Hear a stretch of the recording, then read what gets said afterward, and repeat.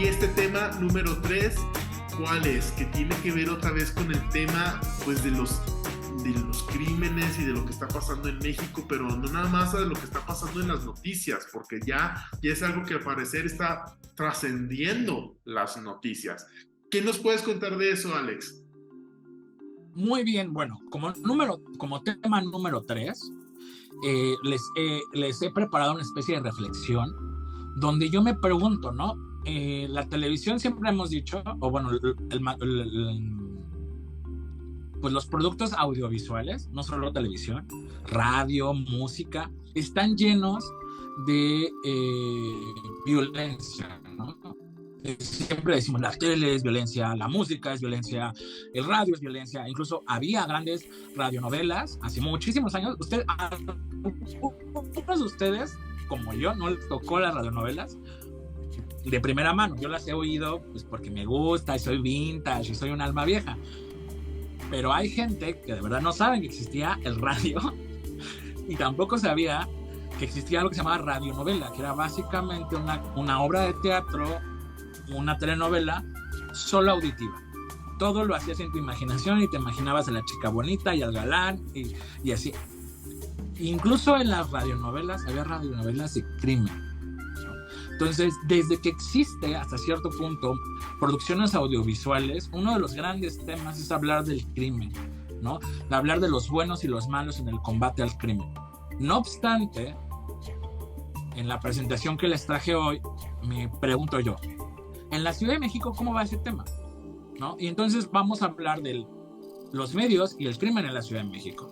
Esto a razón de que recientemente, esta semana, bueno, no esta semana, ya creo que ya 15 días, se estrenó el documental de la Mataviejitas, La Dama del Silencio, que es un material audiovisual con entrevistas, con testimonios, tanto de las autoridades, tanto de los familiares de las víctimas, como teasers del momento que pasamos hace ya un ratote, ya más de 15 años.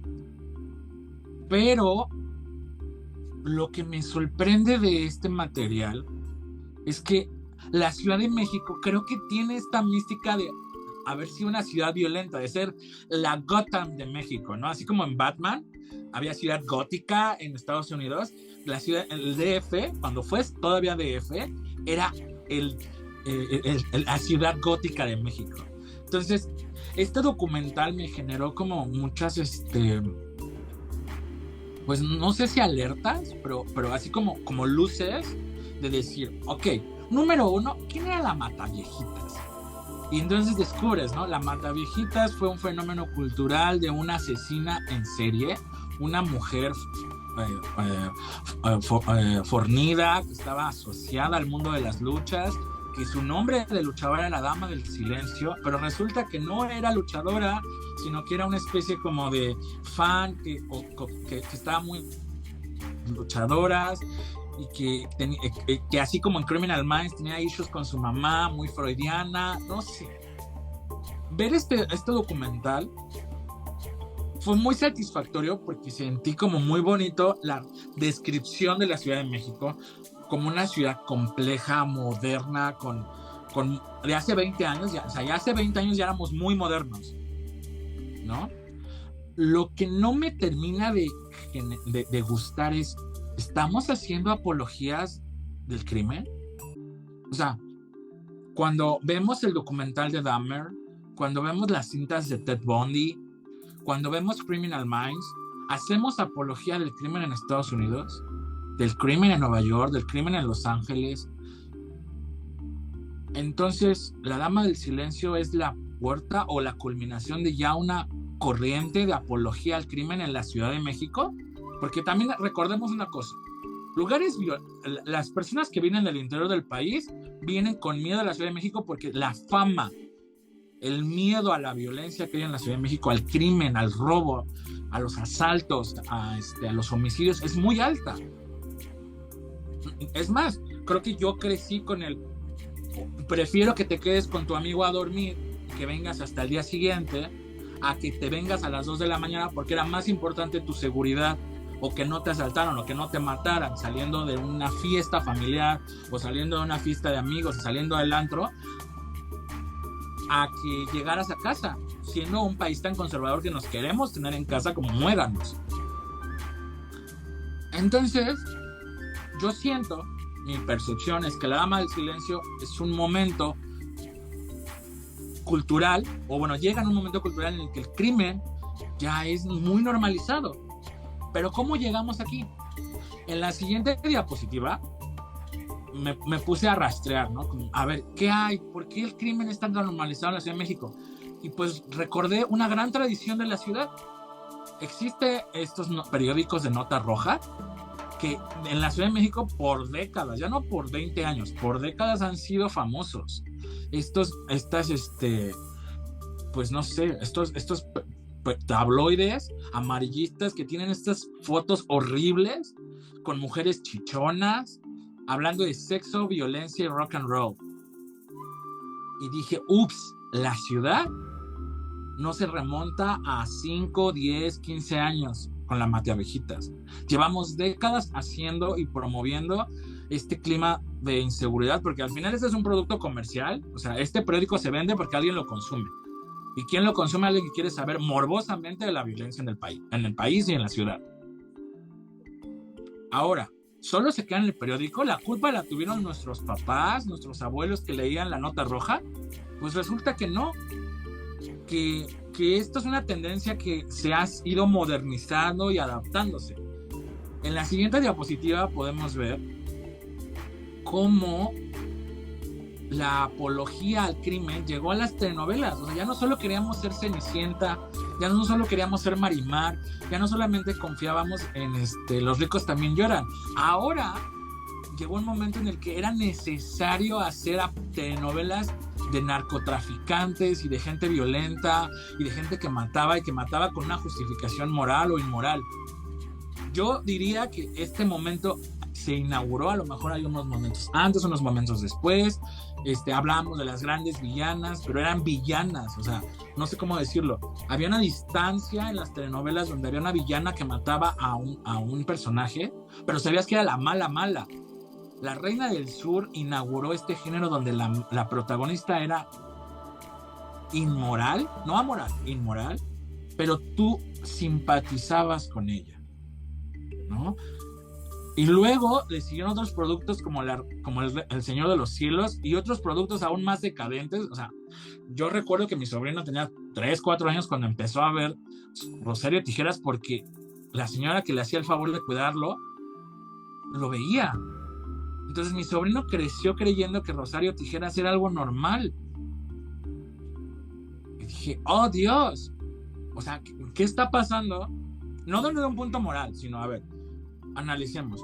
¿Por qué se consume un producto donde no hay buenos y malos? Sino hay una chica que mata, o un señor que se defiende y que tiene una capacidad de actuar. Pues resulta que hemos llegado a un momento en el que el crimen es justificable.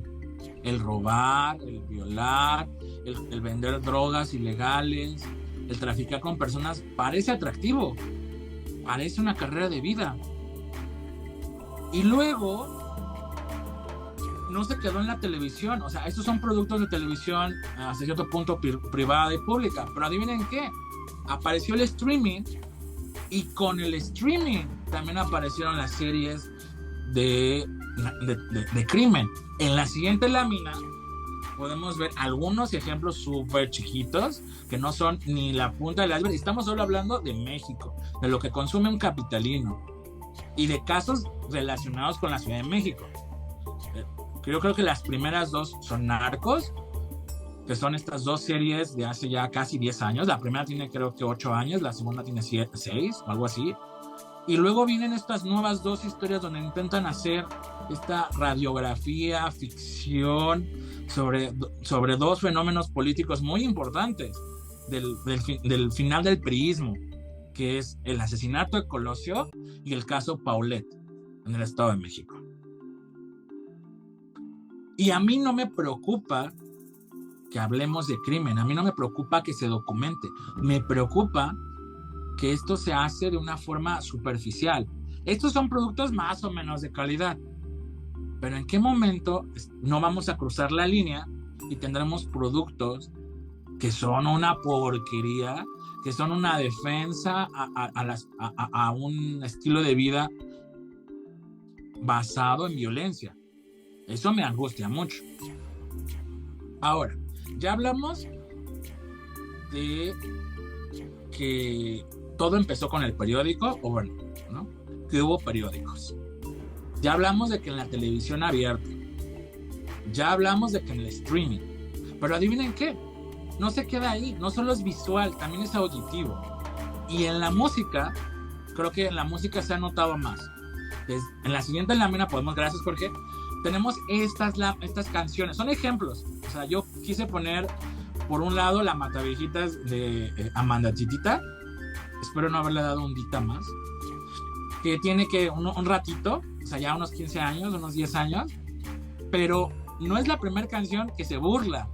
Hay canciones que las defendían, por ahí la canción del Chapo, que ya también tiene un ratote, y luego otras canciones que eran como esta mezcla entre documento y al mismo tiempo apología, donde los Tigres del Norte se pusieron como ellos solitos en la Diana, que es la reina del sur.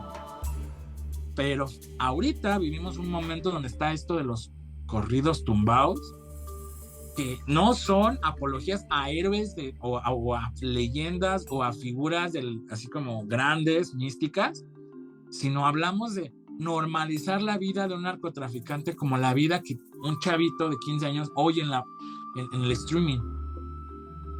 Y entonces digo, ay Dios, ¿hacia dónde estamos llevando? Porque una cosa era estos materiales donde tú cuestionabas o documentabas que había un asesino estilo Robin Hood.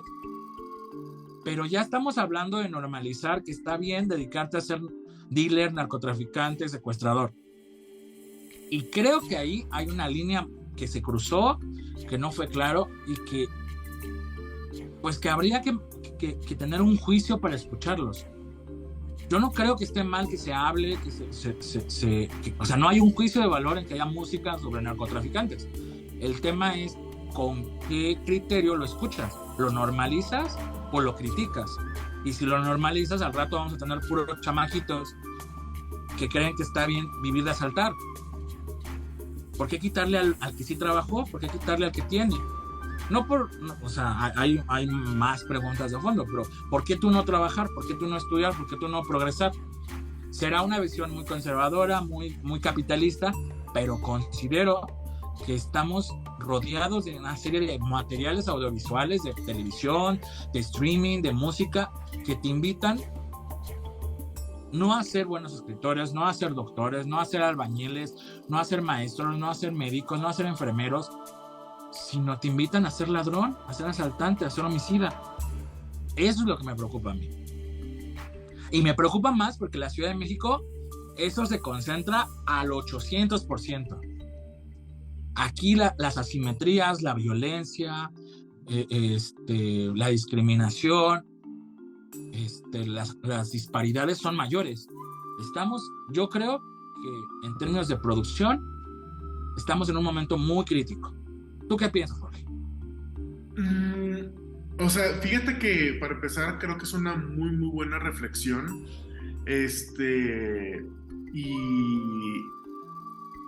O sea, ¿qué pienso? O sea, como tú dijiste, hay una línea muy delgada y que creo que lo que tenemos que hacer mucho es hablar sobre qué consumir y qué no consumir. O sea, venimos de ser un país donde hubo mucha censura durante mucho tiempo por muchas razones. Que si el tema gay, que si el tema de la mujer, que si el tema de no sé qué, que bla, bla, bla.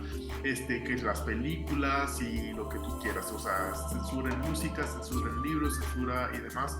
Y hemos llegado a estar ahora en un país donde le queremos decir a la gente, tú tienes la capacidad de discernir qué ver y qué no ver, qué leer, qué no leer, qué escuchar y qué no escuchar.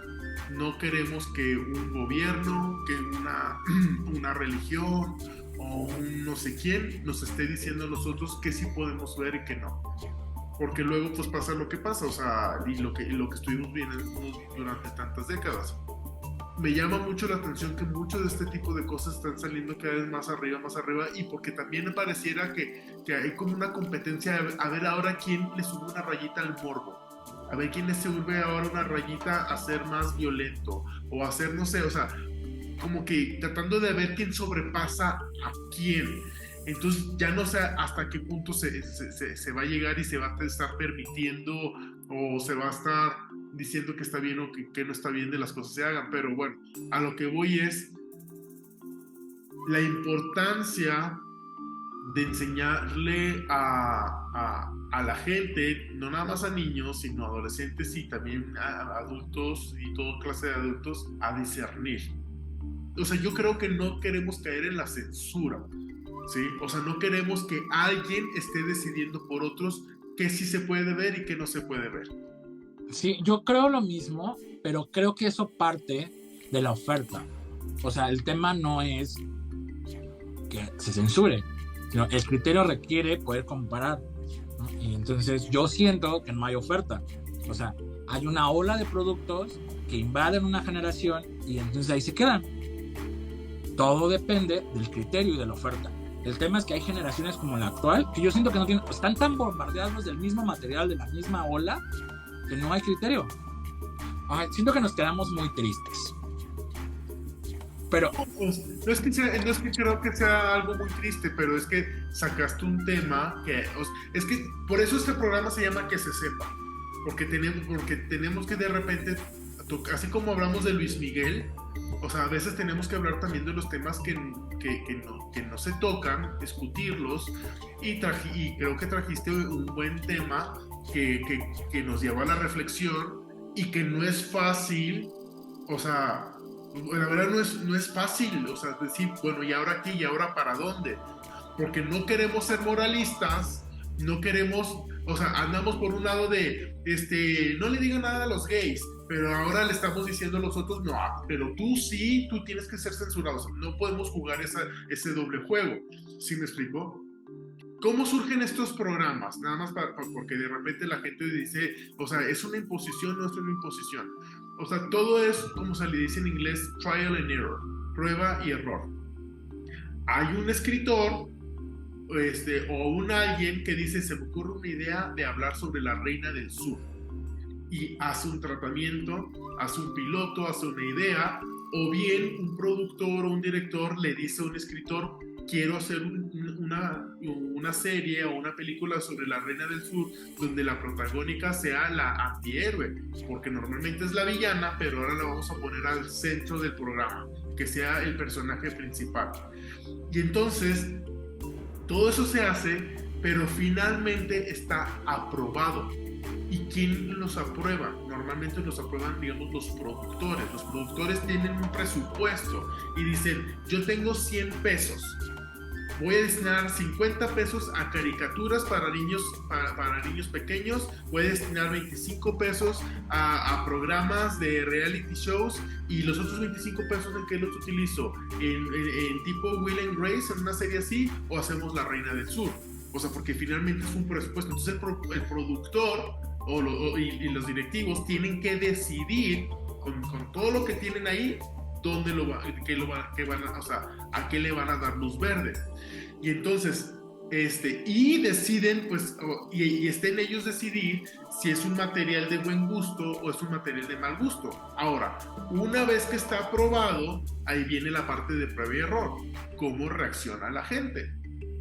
O sea, si la gente va a decir, órale, bravo, quiero más de eso, o la gente no lo va a pelar, y entonces los productores le dicen, pues ya probamos que eso no funcionó.